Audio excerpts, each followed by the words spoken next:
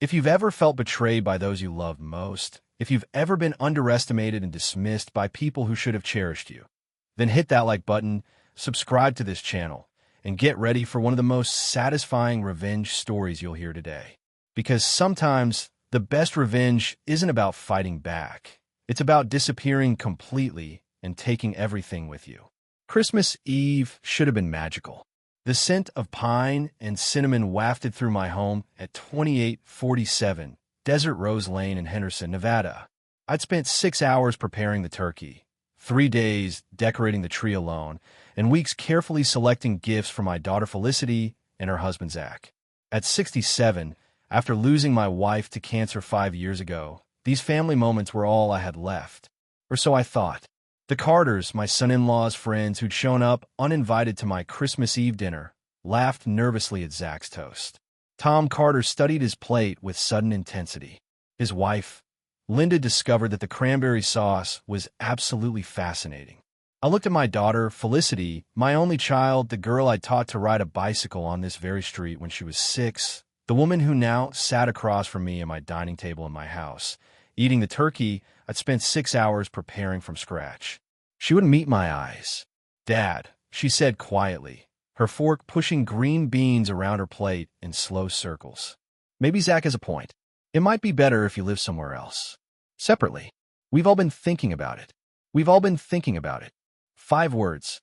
40 years of fatherhood, of birthday parties and college tuition, of being there for every scraped knee reduced to an inconvenience discussed behind closed doors. My son-in-law Zach's grin widened. At 41, he had the confidence of a man who'd never faced real consequences for anything. His pool service company's logo was plastered on the white van in my driveway parked.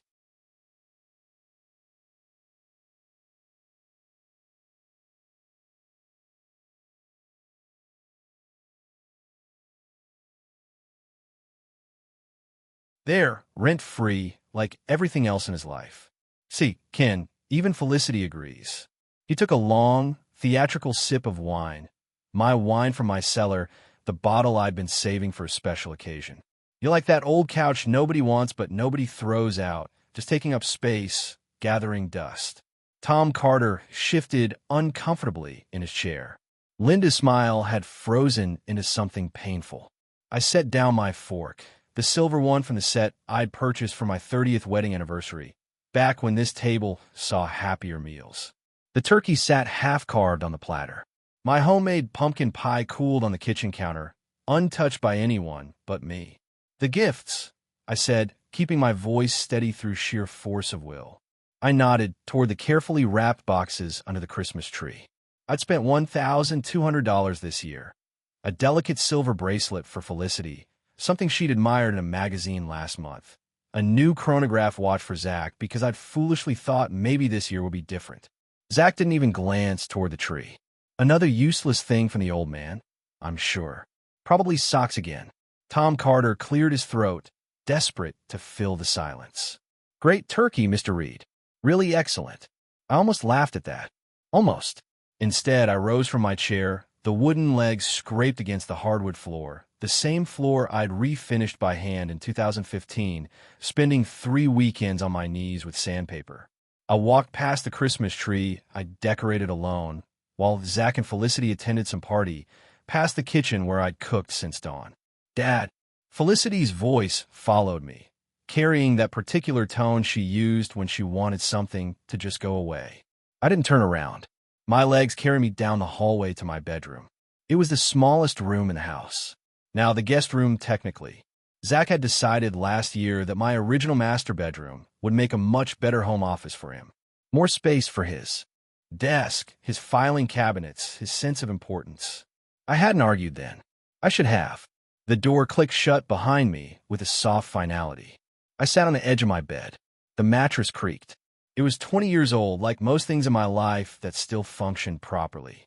On my nightstand, in a simple wood frame, stood a photograph from better days. Felicity at her college graduation, smiling between her mother and me. My hand reached for it. I studied my daughter's face in the picture, younger, kinder.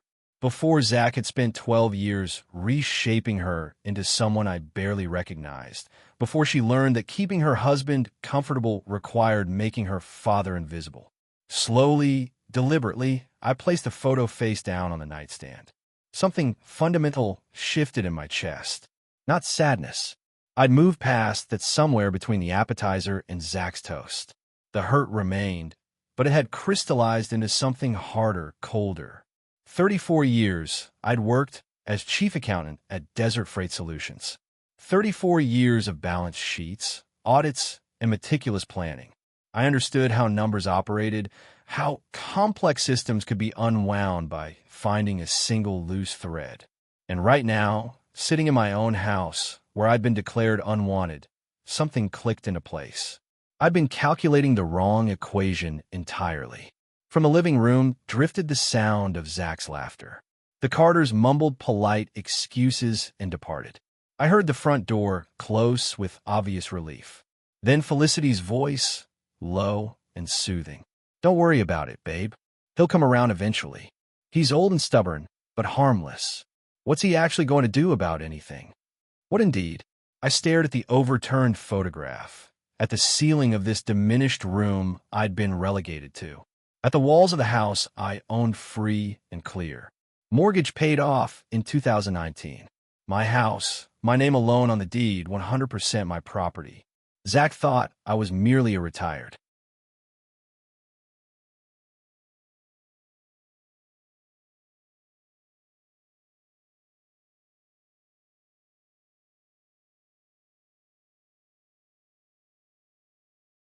accountant, a piece of furniture to discard when convenient. He was about to discover that accountants excel at making things disappear. Sleep never came that night, not from grief or self-pity. My mind was too busy running calculations. By 6 a.m. on Christmas morning, I'd mentally replayed the last 9 years like a film examined frame by frame. I was searching for the exact moment when I'd surrendered control of my own household. The precise decision that had transformed me from homeowner into unwelcome guest. It had happened gradually. That was the dangerous part. Small concessions accumulating like compound interest working against you. At 8:15 a.m., Felicity's knuckles rapped against my bedroom door. "Dad, you're not in there sulking, are you? We were just being honest last night, thinking about everyone's future. You understand that, right?" I kept my voice carefully neutral through the wood. "Don't worry about me. I'm also thinking about the future." She paused outside the door. I could picture her standing in the hallway rehearsing whatever reconciliation script Zach had provided, some combination of "we love you, but" and "it's for the best." Her footsteps eventually retreated toward the kitchen. I remembered clearly the afternoon she'd first introduced Zach. A brilliant Sunday 12 years ago, the desert sky impossibly blue. He'd crossed my threshold with athletic confidence, shaken my hand with practiced firmness, called me sir 3 times in 5 minutes. Felicity had practically glowed beside him. "He's ambitious, Dad," she confided after he'd driven away. "He's building something real. Duncan Pool Services is going to be huge." I'd harbored doubts even then. Professional skepticism was second nature after decades in accounting. His business plan contained projected revenues that ignored seasonality, labor overhead, and the reality that Henderson already had 14 established pool companies. The market was saturated, but Felicity had been happy.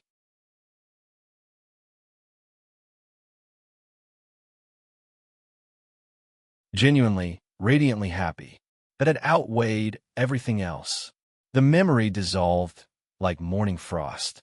Worthless sentimentality now. I spent Christmas Day confined to my room, emerging only for water and bathroom visits. Through the walls, I heard Zach and Felicity watching movies in the living room, laughing.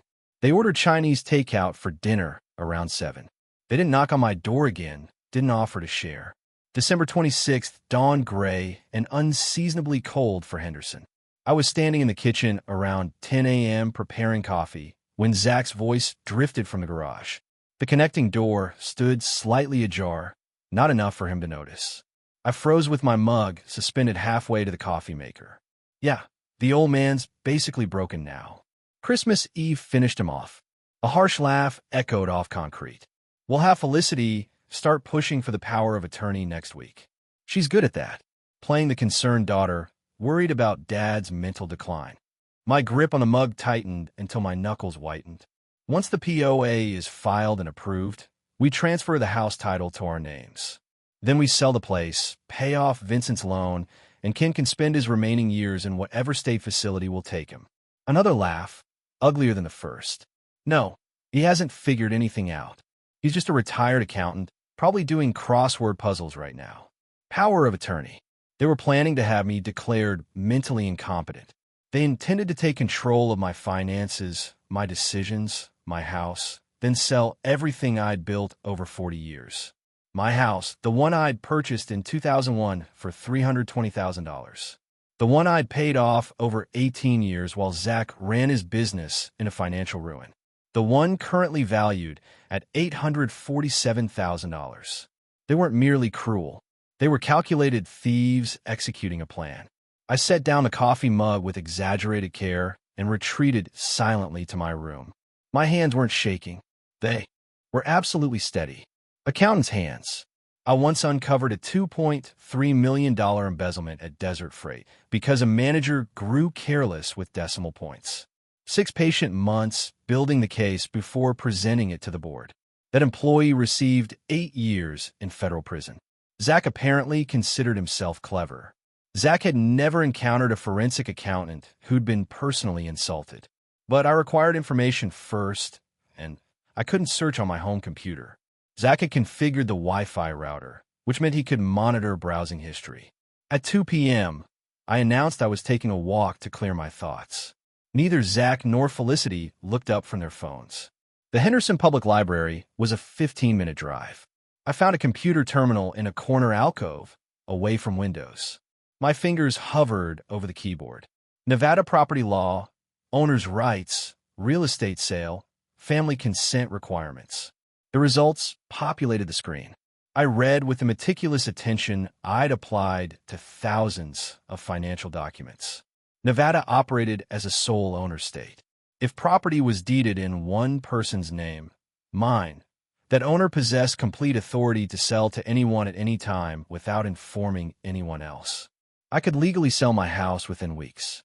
The computer screen glowed softly. Outside, Henderson continued its ordinary post-holiday routines, completely unaware that in a small alcove, a 67-year-old man was methodically researching how to vanish from his own life and take every asset with him. For the first time since Christmas Eve, I smiled. They wanted me to disappear. I would grant their wish with absolute precision. December 27th, the day after my revelation at the library, I returned home that evening carrying grocery bags, a deliberate prop. Zach barely glanced up from the television. Felicity offered a distracted wave from the kitchen island where she scrolled through her phone. Picked up some things for dinner, I announced. Whatever, Zach muttered. His eyes never left the sports channel. I observed him now with the cold precision of an auditor examining a suspicious ledger. The designer polo shirt, probably $200. The gold watch glinting on his wrist, a birthday gift to himself last year, charged to a credit card I suspected was maxed out. The way he sprawled across my leather couch like he owned it, because in his mind he already did. I cooked dinner that night, pasta with marinara sauce, nothing elaborate. Zach complained about the lack of meat. Felicity apologized to him with her eyes, as if my cooking was somehow an offense against their sensibilities.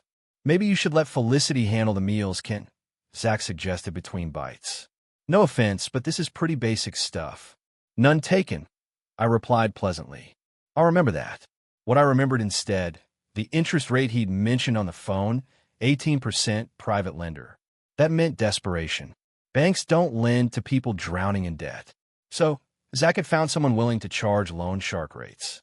December 28th, I called 3 real estate attorneys from my bedroom, speaking quietly with the door locked. The first 2 sounded competent but cautious. They mentioned family mediation, suggested I consider my daughter's feelings, recommended I think it over before making hasty decisions. The third call changed everything. Morales Law Office. This is Nina speaking. I explained my situation in broad strokes. Sole owner of a property, Adult family members living rent-free, desire to sell quickly and confidentially. Nina Morales didn't suggest mediation. She didn't recommend I consider anyone's feelings. She asked exactly one question: is the deed in your name alone, Mr. Reed? Yes. Then you have every legal right to sell. When can you come in? Her office was located at 400 South 4th Street in Las Vegas, Suite 310. A modest space in a professional building. No pretension, just competence. Nina herself was. Perhaps 52, with sharp eyes behind wire-rimmed glasses and absolutely no patience for small talk. I liked her immediately. "Let me understand the situation," she said, reviewing the copies I brought. "Your daughter and son-in-law have lived in your home for 9 years. They pay no rent, no utilities, nothing toward the mortgage, which you've already paid off, and now you want to sell." "Correct. May I ask why the urgency?" I told her about the overheard phone conversation, the power of attorney scheme, the plan to have me declared incompetent. Nina's expression didn't change, but something hardened behind her eyes. "Unfortunately, Mr. Reed, this isn't unusual. I've seen variations of this story dozens of times. Adult children who view aging parents as obstacles rather than family. Can they actually do it? The power of attorney. Not easily. They need medical documentation of mental incapacity, which, forgive me for being direct, you clearly don't exhibit." She closed the folder. "However, I'd recommend we move quickly regardless. In Nevada, a sole owner can sell property without consent from any resident. The new owner would have grounds for a standard eviction notice, 30 days. How fast can we complete a sale? With a cash buyer and proper motivation, 2 to 3 weeks. I know several investors who might be interested." I wrote her a check for the $3,500 retainer without hesitation. December 29th brought another piece of the puzzle. I needed to understand exactly how deep Zach's financial hole actually was. Suspicion wasn't enough. I wanted documentation. The private investigator's office was deliberately unremarkable. A strip mall location between a nail salon and a sandwich shop. Dennis Fowler himself matched his surroundings. Mid-40s, forgettable face, the kind of man who disappeared into crowds. Background: financial investigation, I explained. A business associate, Duncan Pool Services, owned by Zachary Duncan. I need to know is true. Financial situation. Dennis quoted $2,500 for a comprehensive report. I paid in cash. 5 days, he promised. I'll have everything. Debts, liens, credit history, business filings. If he's hiding something, I'll find it. December 30th and 31st required the most difficult performance of my life, acting normal. I shuffled around the house in my usual patterns, made coffee in the morning, read the newspaper in my chair, retreated to my room by 8 each evening. Invisible, harmless, exactly what they expected. Zach grew increasingly confident. I caught snippets of his conversations with Felicity. They thought I'd given up. "He's not even fighting back," Zach laughed, probably relieved someone's finally making decisions for him. New Year's Eve arrived. They hosted a party. Friends I didn't recognize, drinking champagne I paid for, celebrating in rooms I'd maintained for decades. I excused myself at 10 p.m., claiming fatigue. No one objected. In my bedroom, I sat at the small desk I'd moved from the garage. A yellow legal pad lay before me, covered in my careful accountant's handwriting. A checklist. 14 items methodically organized. The final entry read, "Leave gift at front door." I hadn't filled in the date yet. That would come later when all the other pieces aligned. From the living room, I heard champagne corks popping. Someone cheered. Zach's voice rose above the noise. "To a great year. This is going to be our best one yet." I added a small notation beside item 14, January 2025. Then I turned off my lamp and listened to them celebrate their imaginary future. January 3rd, 2025. Dennis Fowler arrived at the library parking lot at 2 p.m. sharp as arranged. He handed me a manila folder through my car window. "It's worse than I expected, Mr. Reed. Your son-in-law is underwater in ways I haven't seen in years." I opened the folder in my lap. The first page was a summary, bullet points of financial catastrophe. Duncan Pool Services owed $312,000 to A. Private investor named Vincent Russo. Interest rate 18% annually. Payments have been irregular for the past 6 months. The company hadn't paid federal taxes in 8 months. The IRS had already sent 2 warning letters. Zach had taken a personal loan of $45,000, secured against business equipment that no longer existed, sold off piece by piece over the past year to cover operating expenses. And there, on page 4, a detail that made me pause. Felicity Duncan was listed as a guarantor on a $78,000 credit line. My daughter had co-signed her husband's debts. Vincent Russo, I said. What do you know about him? Dennis shrugged. Private money guy. Operates out of Henderson. Not connected to anything illegal that I could find, but he charges rates that would make a bank blush. His wife, Maria, handles most of the paperwork. Word is she doesn't always know where Vincent puts their money. I closed the folder. This is excellent work. One more thing. Dennis leaned closer. I talked to a former employee of Duncan Pool Services. The guy said, Zach's been telling people he's coming into money soon. Family situation resolving itself. Those were the exact words. Family situation meaning you. I drove back to Henderson with the folder locked in my trunk. The picture was now complete. Zach wasn't just greedy. He was desperate.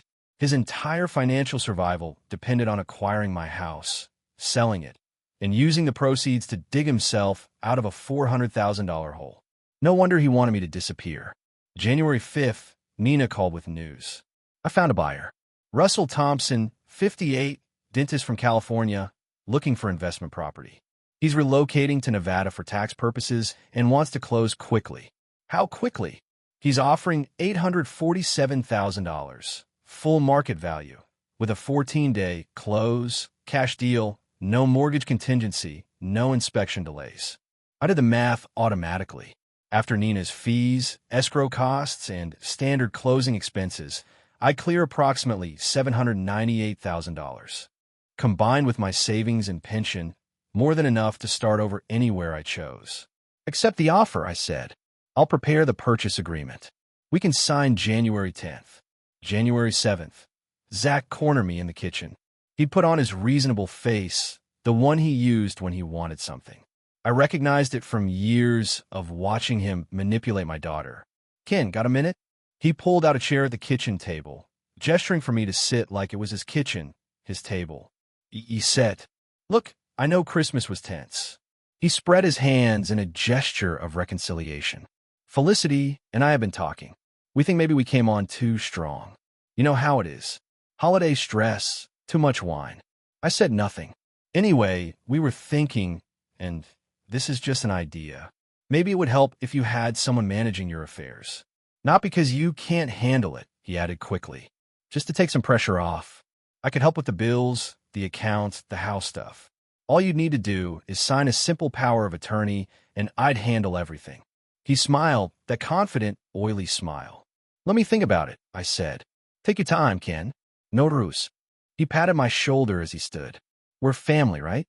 Family takes care of each other. I watched him walk away, already reaching for his phone to text someone, probably celebrating his perceived victory. Family takes care of each other. I thought about that phrase, about what it meant, about what it should have meant. January 10th, 2:30 p.m., Nina's office. Russell Thompson sat across the conference table, a pleasant-faced man with the calm demeanor of someone who'd spent decades dealing with anxious patients. We shook hands. He asked no questions about why I was selling. I offered no explanations. The purchase agreement ran to 32 pages. I read every line, initialed every margin, signed every signature block. Nina notarized the documents with practiced efficiency. Combined with my savings and pension, more than enough to start over anywhere I chose. Accept the offer, I said. I'll prepare the purchase agreement. We can sign January 10th. January 7th. Zach cornered me in the kitchen. He'd put on his reasonable face, the one he used when he wanted something. I recognized it from years of watching him manipulate my daughter. Ken, got a minute? He pulled out a chair at the kitchen table, gesturing for me to sit like it was his kitchen, his table. He said, Look, I know Christmas was tense. He spread his hands in a gesture of reconciliation. Felicity and I have been talking. We think maybe we came on too strong. You know how it is. Holiday stress, too much wine. I said nothing. Anyway, we were thinking, and this is just an idea. Maybe it would help if you had someone managing your affairs. Not because you can't handle it, he added quickly. Just to take some pressure off. I could help with the bills, the accounts, the house stuff. All you'd need to do is sign a simple power of attorney, and I'd handle everything. He smiled, that confident, oily smile. Let me think about it, I said. Take your time, Ken. No ruse. He patted my shoulder as he stood. We're family, right? Family takes care of each other.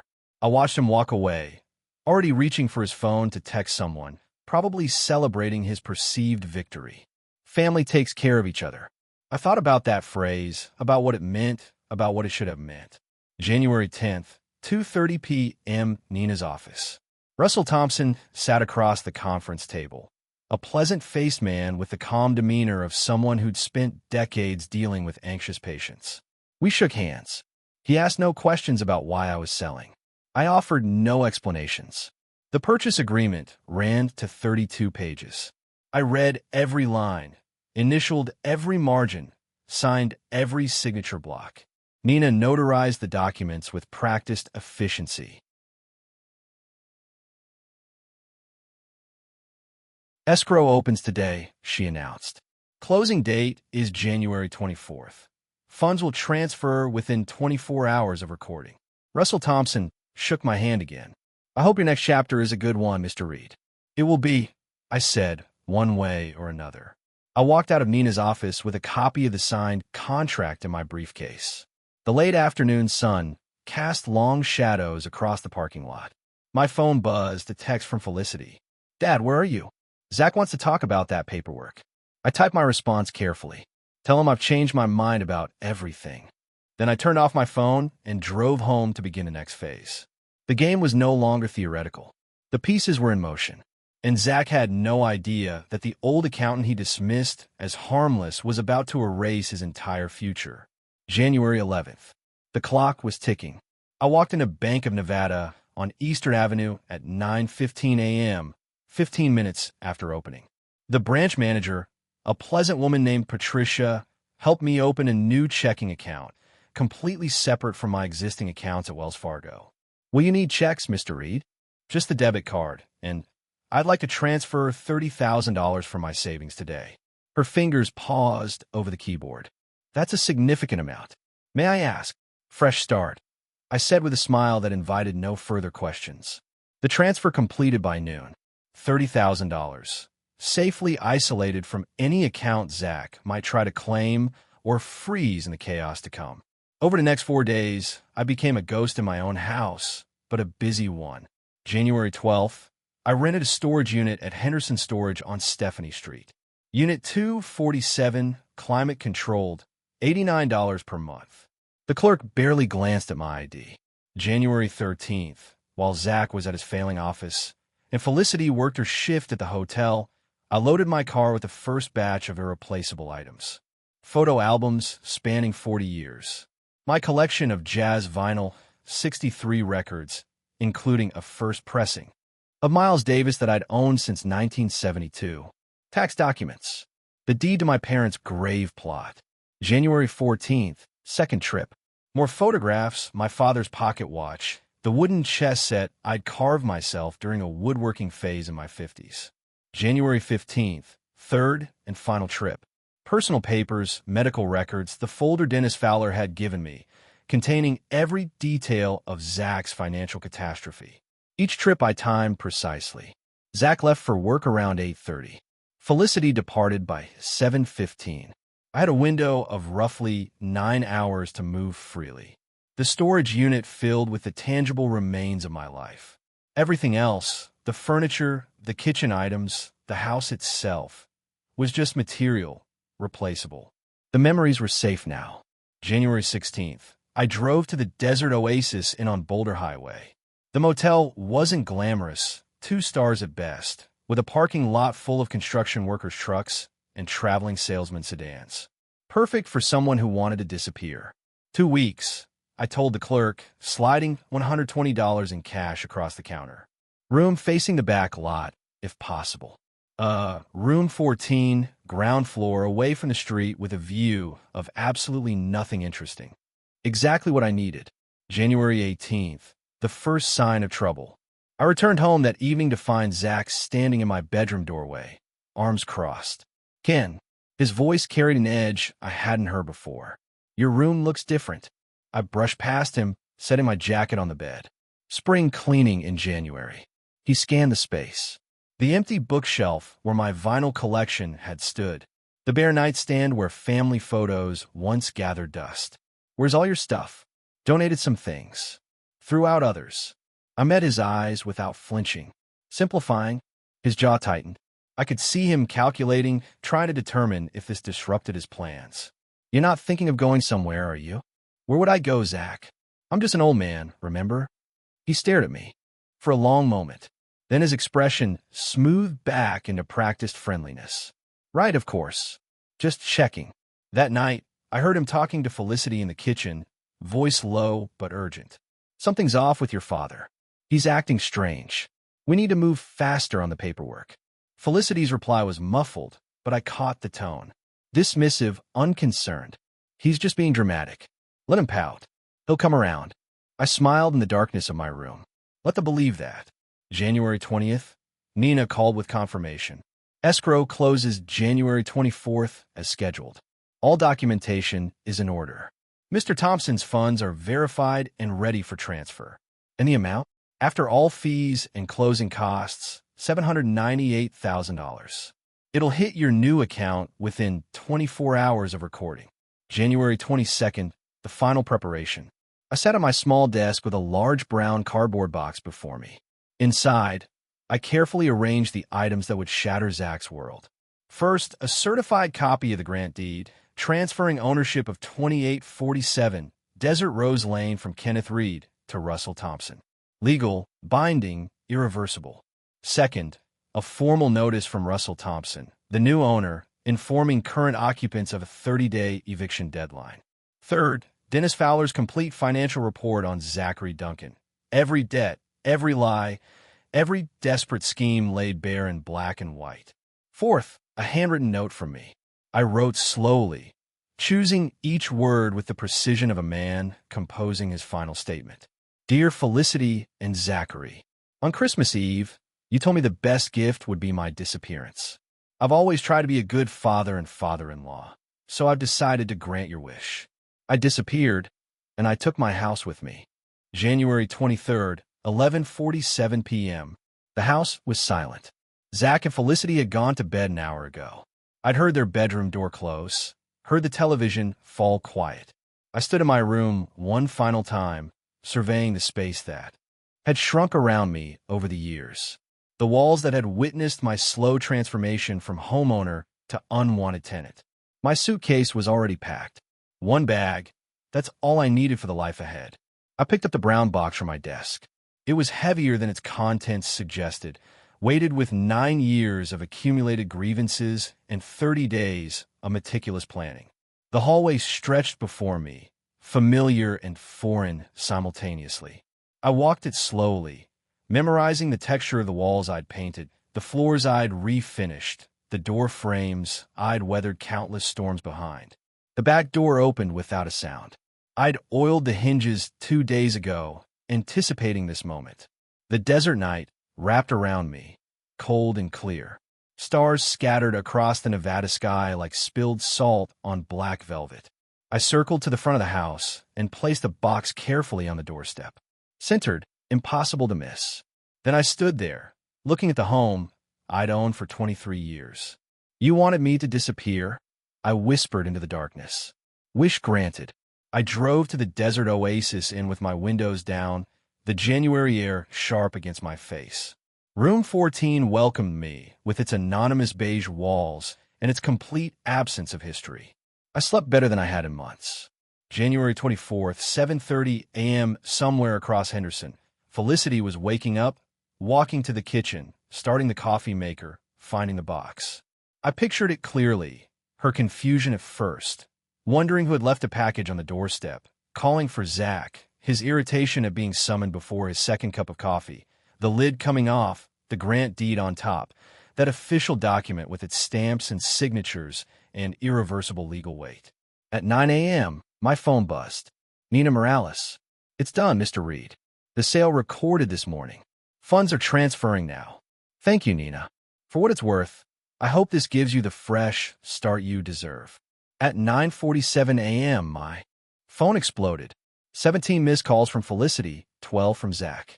A cascade of text messages, each more frantic than the last. Dad, what is this?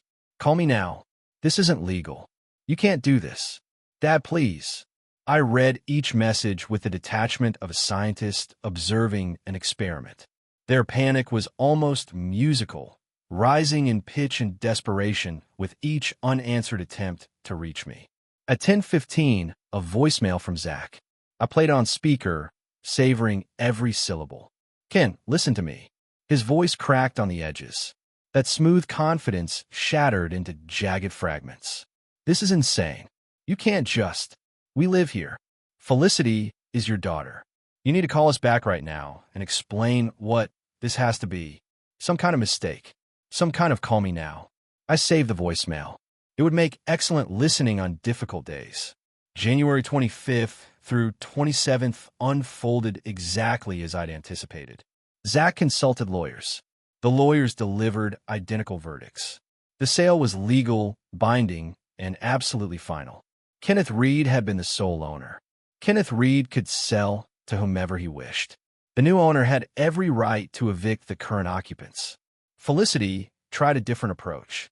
She called my phone 43 times on the 26th alone, leaving messages that progressed from angry to pleading to desperate.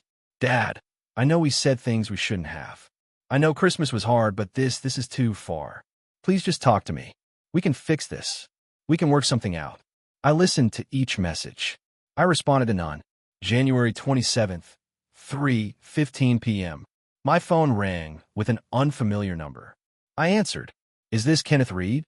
A woman's voice, sharp, controlled, with an undercurrent of barely suppressed fury. Speaking. My name is Maria Russo. I believe you know my husband, Vincent. I smiled. I know of him, Mrs. Russo. We've never met personally. Someone sent me some very interesting documents about a loan my husband made. $312,000 to a man named Zachary Duncan. Her voice tightened. My husband told me that money was in a CD at the bank, a safe investment. Now I find out it went to some pool cleaner with a failing business and a father-in-law who just sold the house out from under him. That does sound troubling. Mr. Reed, I don't know why you sent me those papers, but I want you to know I'm going to get every penny back. Your son-in-law is going to learn exactly what happens when you take Maria Russo's money. I wish you the best of luck, Mrs. Russo. The call ended. I set down my phone and looked out the window of room 14 at the desert afternoon. Somewhere across town, Zach and Felicity were discovering that their problems had just multiplied exponentially. The dominoes were falling, and I had barely begun to push. January 28th, the counterattack began. Nina called me that morning with an update. Your son-in-law hired an attorney, Harold Weston. I know him. Decent enough lawyer, but he takes desperate cases for quick retainers. What's their angle? Mental incapacity. They're going to argue you weren't competent to sell the property. Dementia, undue influence, something along those lines. I laughed. A genuine, full laugh that surprised even me. Mental incapacity. That's creative. It's also hopeless. You have no diagnosis, no medical history of cognitive decline. The sale was clean, documented, witnessed by professionals. But they might drag it out for months if they file. Let them try. Meanwhile, across Henderson, Felicity was having a very different kind of meeting. I'll learn the details later, pieced together from various sources. Maria Russo had summoned Felicity to a coffee shop on Green Valley Parkway. Neutral territory, but Maria's choice. Maria Russo was 54 years old, the daughter of a construction contractor, and possessed the particular fury of a woman who'd just discovered her husband had been lying about their investments for 3 years. $312,000. Maria said, sliding a folder across the table. My husband's personal savings, our retirement buffer, gone to your husband's pool company. Felicity's face went pale. I didn't know the amount was. Vincent told me it was in certificates of deposit. Safe, boring. Instead, he gave it to some smooth-talking idiot who can't even keep his father-in-law's house. Maria leaned forward. I want my money back, Mrs. Duncan. Every penny with interest. We don't have it. Then find it. Sell something. Sell everything, because if I don't see a payment plan by next week, my attorney files suit, and trust me, I'll take everything you own down to the last fork. January 29th through February 3rd unfolded like a chess game played by desperate amateurs against a patient professional. Zach's attorney, Harold Weston, filed requests for my medical records. My doctor, a thorough man I'd seen annually for 15 years, provided a clean bill of health. No dementia, no cognitivo decline, no medicações affecting julgame. Weston searched for witnesses who might testify to my erratic behavior. He found none. The members of my chess club at Silver Knights described me as sharp, strategic, and pleasant. My former colleagues at Desert Freight Solutions called me meticulous and reliable. Nina Morales provided Weston with complete documentation of our consultations, timestamps, notes, signed acknowledgments, everything by the book. The legal case against me was crumbling before it even began. February 4th brought the formal eviction notice. Russell Thompson, the new owner of 2847 Desert Rose Lane, sent the required 30-day notification by certified mail. The letter was professional, impersonal, and devastating. Vacate the premises by March 6th, 2025. I imagined Zach's face when he opened that envelope, the realization that this wasn't a nightmare he could wake from. This was his new reality. February 5th, they found me. I was in room 14 of the Desert Oasis Inn, reading a paperback mystery when the pounding started. Open up, old man. We know you're in there. Zach's voice, with rage stripped of all pretense. I set down my book, straightened my shirt, and walked to the door. When I opened it, they stood in the harsh afternoon light, refugees from their own lives. Zach's face was flushed red, veins visible at his temples. Felicity stood slightly behind him, mascara streaked, clutching her purse like a shield. Zachary, Felicity. I leaned against the doorframe, perfectly calm. What a pleasant surprise, though I notice you're not visiting me at my house anymore. Oh, wait, it's not my house anymore, and it's definitely not yours. You think this is funny? Zach stepped forward. You destroyed us.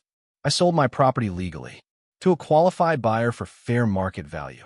I smiled. Everything else that's destroying you, that's your own construction, Zachary. Felicity pushed past her husband. Dad, please. We can fix this. Whatever you want. An apology, money, anything. Just call off the sale. Tell Thompson to give back the house. The sale is final, has been for 2 weeks, and even if it weren't. I paused, letting the silence stretch. Why would I help you? You told me to disappear. You plan to steal my house through a fake power of attorney. You call me a piece of furniture. Well, sue you, Zach shouted. Emotional distress, elder abuse, whatever it takes. I stepped back inside my room. Sue away. My lawyer is very good, and unlike you, I can actually afford her. The door closed on their shocked faces. That night, I called Nina. They found my location. I think it's time to move. I have an apartment lined up, West Sunset Road. You can move in Saturday. Perfect. I paused. And Nina, thank you for everything. Mr. Reed, I've handled a lot of cases. Yours is the most satisfying I've worked in years. February 8th, I moved into apartment 214 at 8500 West Sunset Road. The building was unremarkable, a mid-rise complex with adequate security and anonymous neighbors who minded their own business. The rent was $850 per month, paid from my new Bank of Nevada account. No forwarding address filed, no trace for Zach to follow. The apartment had 2 bedrooms, one of which I converted into a small office. I set up my record player on a side table, arranged my vinyl collection on new shelves, and hung my chess club tournament photo on the wall. For the first time in 9 years, I had a space that was entirely mine. February 10th, Maria Russo made good on her threat. The civil lawsuit arrived at Zach and Felicity's soon-to-be former address via process server. The complaint named both of them as defendants, seeking $312,000 in principal, $47,300 in accrued interest, and $19,220 in legal fees. Total, $378,450. The Russos weren't playing games. February 12th, Harold Weston delivered the bad news to his client. I learned about this conversation through Nina, who had contacts throughout Henderson's legal community. Apparently, Weston was blunt. "Mr. Duncan, there's no case here. Your father-in-law committed no crime, violated no law, breached no contract. He sold his own property. That's not actionable. There has to be something. There isn't. And if you file a frivolous lawsuit, you'll be paying his legal fees on top of everything else." Zach fired Weston that afternoon, then hired him back the next morning, having failed to find anyone else willing to take the case. February 14th, Valentine's Day. Instead of roses and dinner, Zach and Felicity received a certified letter from the IRS. Duncan Pool Services owed $67,340 in unpaid federal taxes. Additional penalties and interest brought the total to $79,790. Payment due within 30 days. The walls were closing in. February 15th through 18th. I'm monitored from a distance as their world continued to collapse. Zach visited 3 banks seeking emergency loans. All 3 declined. His credit score had cratered, and he had no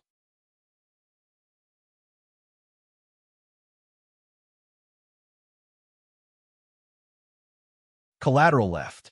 He called former clients asking for advance payments on future work. Most didn't return his calls. The few who did refused. His own parents, retired teachers living in Phoenix, told him they'd warned him about the pool business years ago. They had no money to spare. February 19th, Felicity requested a meeting. She got my new number somehow, probably through persistence and social engineering. The text was simple. "Dad, please. Coffee. Just us. Sunrise Coffee on Charleston. 2 p.m. I went. She looked older than her 38 years. Dark circles under her eyes, hair unwashed, clothes wrinkled. The polished procurement manager had disappeared, replaced by someone barely holding together. "Dad." She reached across the table, then withdrew when I didn't respond. "I know I don't deserve anything from you. I know what we did was wrong. Is that an apology?" "Yes, I'm sorry. I should never have said those things at Christmas. I should have defended you against Zach. I should have, didn't." I sipped my coffee. "What do you want, Felicity? Help, please. We're losing the house in 2 weeks. Zach's business is finished. Maria Russo is going to take everything we have left. I don't know what to do." I studied my daughter, the child I'd raised, the woman she'd become, the stranger she'd chosen to be. "You came here to ask for money." Collateral left. He called former clients asking for advance payments on future work. Most didn't return his calls. The few who did refused. His own parents, retired teachers living in Phoenix, told him they'd warned him about the pool business years ago. They had no money to spare. February 19th, Felicity requested a meeting. She got my new number somehow, probably through persistence and social engineering. The text was simple. "Dad, please. Coffee. Just us. Sunrise Coffee on Charleston. 2 p.m. I went. She looked older than her 38 years. Dark circles under her eyes, hair unwashed, clothes wrinkled. The polished procurement manager had disappeared, replaced by someone barely holding together. "Dad." She reached across the table, then withdrew when I didn't respond. "I know I don't deserve anything from you. I know what we did was wrong. Is that an apology?" "Yes, I'm sorry. I should never have said those things at Christmas. I should have defended you against Zach. I should have, didn't." I sipped my coffee. "What do you want, Felicity? Help, please. We're losing the house in 2 weeks. Zach's business is finished. Maria Russo is going to take everything we have left. I don't know what to do." I studied my daughter, the child I'd raised, the woman she'd become, the stranger she'd chosen to be. "You came here to ask for money." Expectations, just like always. "Dad, please, tell Zach something for me." I remember every word he said at that Christmas dinner. Every insult, every sneer. He called me an old couch taking up space. I pulled on my jacket. Now he's about to find out what it feels like to be thrown out. February 20th, the final escalation. A process server found me at my apartment. Zach had apparently hired someone competent. The envelope contained a lawsuit. Zachary Duncan versus Kenneth Reed. Intentional infliction of emotional distress. Damages sought, $500,000. I read through the complaint twice, then called Nina. They're suing me for emotional distress. I saw the filing. It's desperate and it's stupid. Can they win? Not a chance. But they can waste your time and money if you let them. She paused. I know an excellent litigation attorney, Nathan Price. He doesn't lose cases like this. I scheduled a meeting for the next morning. Zach wanted to fight. I've been preparing for this battle for 2 months. He'd been preparing for it for 2 days. The advantage was entirely mine. February 21st, Nathan Price's office occupied the 12th floor of a glass tower on Las Vegas Boulevard. Nathan himself was 55, silver-haired, with the calm intensity of a man who'd spent 30 years destroying opponents in courtrooms. His retainer was $7,500. I wrote the check without hesitation. Let me understand this correctly, Nathan said, reviewing the complaint. Your son-in-law publicly humiliated you, planned to steal your house through a fraudulent power of attorney, and is now suing you for emotional distress. That's the summary. Nathan laughed, a genuine, appreciative sound. Mr. Reed, this isn't just a frivolous lawsuit. It's a gift. We're going to countersue for malicious prosecution, and we're going to win decisively. February 24th, preliminary hearing at Clark County District Court. The courtroom was smaller than I had expected. Wood-paneled walls, fluorescent lighting. The Nevada State seal mounted behind the judge's bench. Judge Eleanor Grant presided, a sharp-eyed woman in her 60s who radiated no-nonsense authority. Zach sat at the plaintiff's table with Harold Weston. My son-in-law looked diminished somehow, thinner, paler, the confidence stripped away like cheap paint. Felicity sat in the gallery behind him, clutching her purse. I sat beside Nathan at the defendant's table, perfectly calm. Weston opened with practiced solemnity. Your Honor, Mr. Reed deliberately and maliciously deprived my client of his home, knowing full well the devastating financial and emotional consequences. This wasn't a simple property transaction. It was calculated cruelty designed to destroy a family. Nathan rose. Your Honor, my client sold his own property legally to a willing buyer at fair market value. Mr. Duncan was never a co-owner, never paid rent, and had no legal claim to the residence whatsoever. But surely, Weston interrupted, there's a moral obligation. Moral obligación. Nathan's voice sharpened.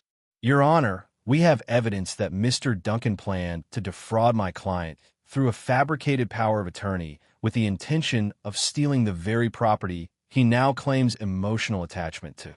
Judge Grant leaned forward. Evidence. Nathan presented our documentation. The audio recording of Zach's phone conversation from December 26th, legally obtained under Nevada's one-party consent law. Dennis Fowler's sworn affidavit detailing Zach's financial schemes. The timeline showing how the power of attorney plot aligned with the Christmas Eve confrontation. Zach's face drained of color as the recording played through the courtroom speakers, his own voice captured in my garage. The old man's basically broken now. We'll get the POA through Felicity, then sell the place and pay off Vincent. Judge Grant's expression hardened. Mr. Weston, were you aware of this evidence before filing? Weston shifted uncomfortably. Your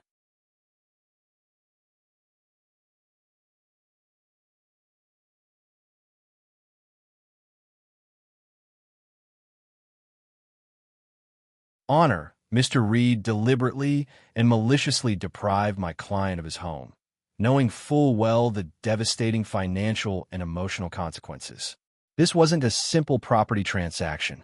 It was calculated cruelty designed to destroy a family. Nathan rose. Your Honor, my client sold his own property legally to a willing buyer at fair market value. Mr. Duncan was never a co-owner, never paid rent, and had no legal claim to the residence whatsoever. But surely, Weston interrupted, there's a moral obligation. Moral obligación. Nathan's voice sharpened. Your Honor, We have evidence that Mr. Duncan planned to defraud my client through a fabricated power of attorney with the intention of stealing the very property he now claims emotional attachment to.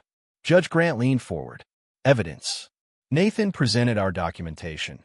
The audio recording of Zach's phone conversation from December 26th, legally obtained under Nevada's one-party consent law.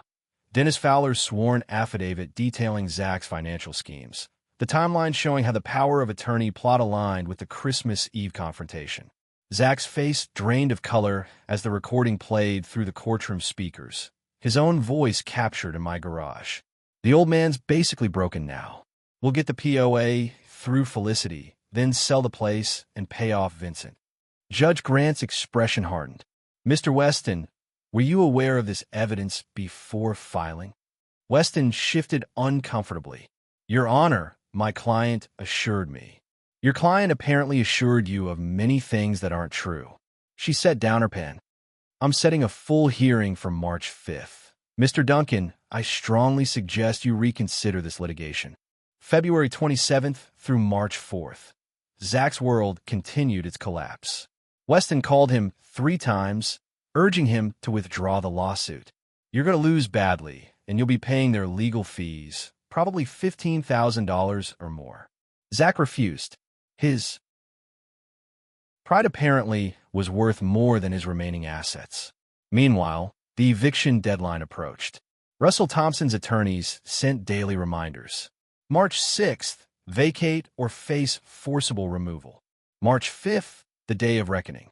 2 events separated by 3 hours, both devastating to my son-in-law. 8 a.m. 2847 Desert Rose Lane. I wasn't there. I made a point of staying away. But I received a detailed account from Nina, who'd driven past out of professional curiosity. A Clark County Sheriff's vehicle sat in the driveway. 2 deputies stood on the lawn, watching as Zach and Felicity carried boxes to a rented U-Haul.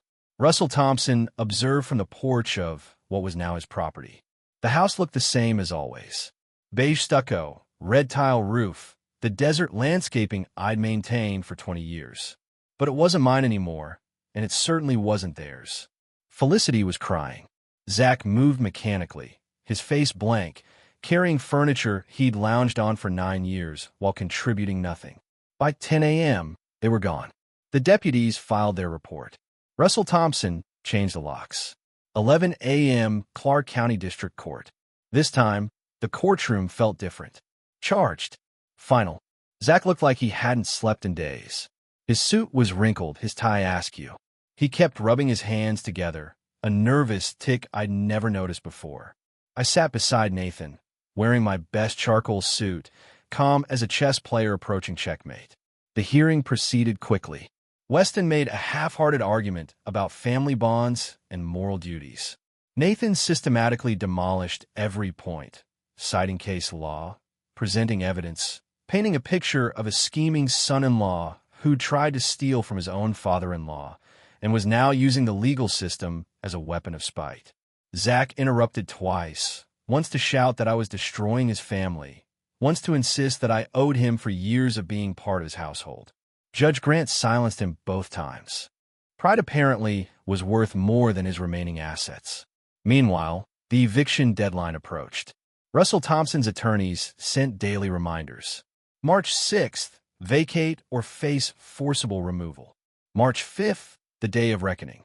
2 events separated by 3 hours, both devastating to my son-in-law. 8 a.m. 2847 Desert Rose Lane. I wasn't there. I made a point of staying away. But I received a detailed account from Nina, who'd driven past out of professional curiosity. A Clark County Sheriff's vehicle sat in the driveway. 2 deputies stood on the lawn, watching as Zach and Felicity carried boxes to a rented U-Haul. Russell Thompson observed from the porch of what was now his property. The house looked the same as always. Beige stucco, red tile roof, the desert landscaping I'd maintained for 20 years. But it wasn't mine anymore, and it certainly wasn't theirs. Felicity was crying.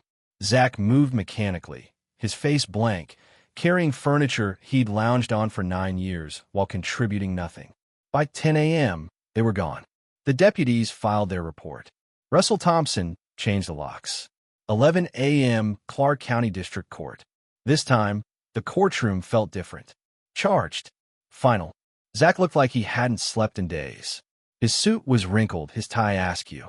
He kept rubbing his hands together, a nervous tic I'd never noticed before. I sat beside Nathan, wearing my best charcoal suit, calm as a chess player approaching checkmate. The hearing proceeded quickly. Weston made a half-hearted argument about family bonds and moral duties. Nathan systematically demolished every point, citing case law, presenting evidence, painting a picture of a scheming son-in-law who tried to steal from his own father-in-law and was now using the legal system as a weapon of spite. Zach interrupted twice, once to shout that I was destroying his family, once to insist that I owed him for years of being part of his household. Judge Grant silenced him both times. Pride apparently was worth more than his remaining assets. Meanwhile, the eviction deadline approached. Russell Thompson's attorneys sent daily reminders. March 6th, vacate or face forcible removal. March 5th, the day of reckoning. Two events separated by 3 hours, both devastating to my son-in-law. 8 a.m. 2847, Desert Rose Lane. I wasn't there. I made a point of staying away. But I received a detailed account from Nina, who'd driven past out of professional curiosity. A Clark County Sheriff's vehicle sat in the driveway. Two deputies stood on the lawn, watching as Zach and Felicity carried boxes to a rented U-Haul. Russell Thompson observed from the porch of what was now his property. The house looked the same as always. Beige stucco, red tile roof, the desert landscaping I'd maintained for 20 years. But it wasn't mine anymore, and it certainly wasn't theirs. Felicity was crying. Zach moved mechanically, his face blank, carrying furniture he'd lounged on for 9 years while contributing nothing. By 10 a.m., they were gone. The deputies filed their report. Russell Thompson changed the locks. 11 a.m. Clark County District Court. This time, the courtroom felt different. Charged. Final. Zach looked like he hadn't slept in days. His suit was wrinkled, his tie askew. He kept rubbing his hands together, a nervous tic I'd never noticed before. I sat beside Nathan, wearing my best charcoal suit, calm as a chess player approaching checkmate. The hearing proceeded quickly. Weston made a half-hearted argument about family bonds and moral duties. Nathan systematically demolished every point, citing case law, presenting evidence, painting a picture of a scheming son-in-law who tried to steal from his own father-in-law and was now using the legal system as a weapon of spite. Zach interrupted twice, once to shout that I was destroying his family, once to insist that I owed him for years of being part of his household. Judge Grant silenced him both times. Pride apparently was worth more than his remaining assets. Meanwhile, the eviction deadline approached. Russell Thompson's attorneys sent daily reminders. March 6th, vacate or face forcible removal. March 5th, the day of reckoning. Two events separated by 3 hours, both devastating to my son-in-law. 8 a.m. 2847, Desert Rose Lane. I wasn't there. I made a point of staying away. But I received a detailed account from Nina, who'd driven past out of professional curiosity. A Clark County Sheriff's vehicle sat in the driveway. Two deputies stood on the lawn, watching as Zach and Felicity carried boxes to a rented U-Haul. Russell Thompson observed from the porch of what was now his property. The house looked the same as always. Beige stucco, red tile roof, the desert landscaping I'd maintained for 20 years. But it wasn't mine anymore, and it certainly wasn't theirs. Felicity was crying. Zach moved mechanically, his face blank, carrying furniture he'd lounged on for 9 years while contributing nothing. By 10 a.m., they were gone. The deputies filed their report. Russell Thompson changed the locks. 11 a.m. Clark County District Court. This time, the courtroom felt different. Charged. Final. Zach looked like he hadn't slept in days. His suit was wrinkled, his tie askew. He kept rubbing his hands together, a nervous tic I'd never noticed before. I sat beside Nathan, wearing my best charcoal suit, calm as a chess player approaching checkmate. The hearing proceeded quickly. Weston made a half-hearted argument about family bonds and moral duties. Nathan systematically demolished every point, citing case law, presenting evidence, painting a picture of a scheming son-in-law who tried to steal from his own father-in-law and was now using the legal system as a weapon of spite. Zach interrupted twice, once to shout that I was destroying his family, once to insist that I owed him for years of being part of his household. Judge Grant silenced him both times. Collateral left. He called former clients, asking for advance payments on future work. Most didn't return his calls. The few who did refused. His own parents, retired teachers living in Phoenix, told him they'd warned him about the pool business years ago.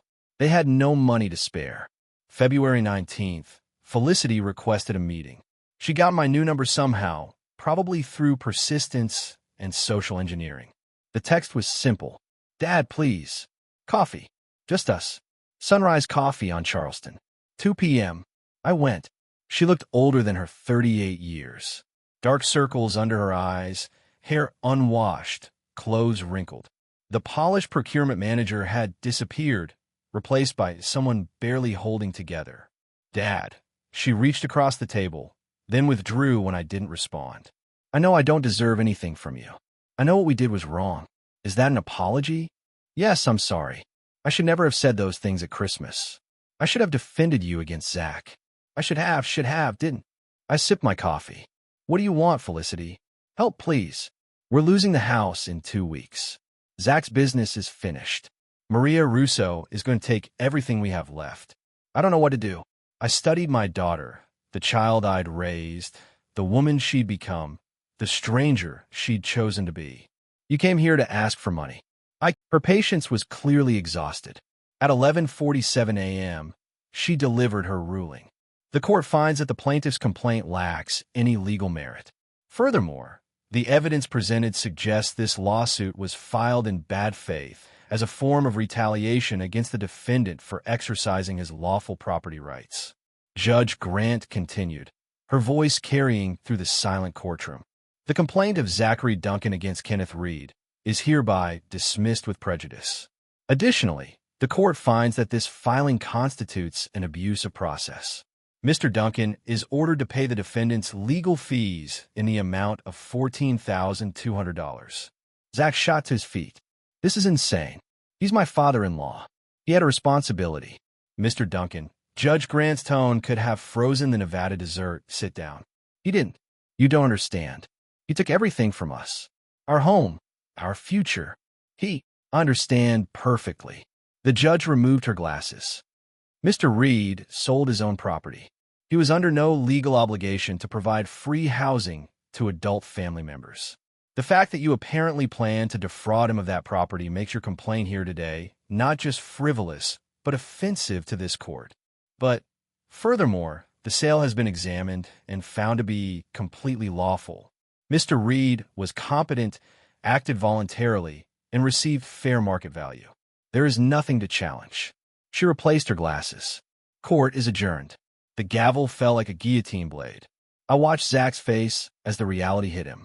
First came disbelief, his eyes widening, his mouth falling open. Then confusion, as if the words hadn't quite reached his brain. Then finally the crushing weight of understanding. He'd lost completely, irrevocably. His hands trembled at his sides. The color drained from his face until he looked almost gray under the fluorescent lights. The confident man who'd raised a champagne toast to my disappearance 3 months ago had evaporated, leaving behind a hollow shell who'd just watched his last desperate gamble explode in his face. Felicity rushed forward from the gallery, grabbing his arm, whispering urgently. He shook her off with a violent jerk, the first crack in their united front. I rose from my seat, straightened my jacket, and walked toward the exit with measured steps. No hurry, no gloating, just quiet satisfaction. Dad, I turned. Felicity stood in the aisle, tears carving tracks through her makeup. Zach remained frozen at the plaintiff's table, staring at the spot where Judge Grant had sat. Dad, please, what happens now? I looked at my daughter, the girl I'd taught to ride a bicycle, the woman who'd sided with her husband when it mattered most, the stranger who'd told me to disappear on Christmas Eve. Now you live your life without my house, without my money, without me. Will you ever forgive us? The question hung in the air. I considered it carefully, as I considered every decision over the past 3 months. I don't hate you, Felicity. I'm not even angry anymore. I paused. But I'm also not going to pretend that Christmas didn't happen. You wanted me to disappear. I disappeared. Now you deal with the consequences. I walked out of the courtroom without looking back. Behind me, I heard Felicity's choke sob. I didn't stop. The weeks that followed brought the complete collapse of everything Zach had built. March 7th, Duncan Pool Services filed for Chapter 7 bankruptcy. The 2 remaining work vans, already seized by Maria Russo's attorneys, were sold at auction for pennies on the dollar. The business that was supposed to be huge ended with a whimper and a stack of legal documents. March 8th, Zach and Felicity move into a cramped 1-bedroom apartment in a rundown complex off Boulder Highway. Rent, for $100 per month. Nearly everything Felicity earned at her hotel job went to keeping a roof over their heads. From a 4-bedroom house to a single room with stained carpets and paper-thin walls.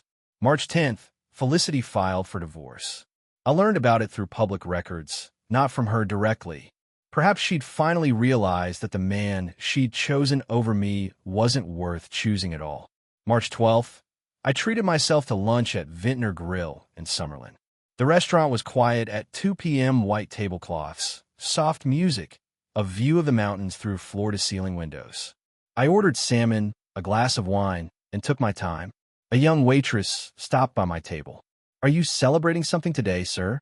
I smiled. "You could say that. I'm celebrating justice." She didn't understand, of course, but that was fine. The satisfaction was mine alone. March 15th, Saturday afternoon. I sat in my apartment, the afternoon sun slanting through the windows. My record player spun a Miles Davis vinyl, kind of blue, the album I'd owned since 1972. On the wall hung a new photograph, me with my friends from the Silver Knights Chess Club taken at last month's tournament. I'd placed second. Not bad for a 67-year-old old couch. The apartment was quiet, peaceful mine. My phone buzzed. I glanced at the screen. Felicity. I watched it ring. Watched her name pulse on the display. Wondered what she wanted. An apology. Money. Absolution. I set the phone face down on the table and let it ring to voicemail. Maybe someday we'd talk again. Maybe not. That decision could wait. For now, I closed my eyes and listened to the music. The trumpet notes floated through the room like smoke. Beautiful and ephemeral. I'd spent 9 years being invisible in my own home, being tolerated, being dismissed as furniture. Now I had $798,000 in the bank, a comfortable apartment, friends who valued me, and the deep satisfaction of knowing that justice had been served. Zach had wanted me to disappear. I had, and I'd taken everything with me. They say revenge is a dish best served cold, but I've found it's even better when served with meticulous planning and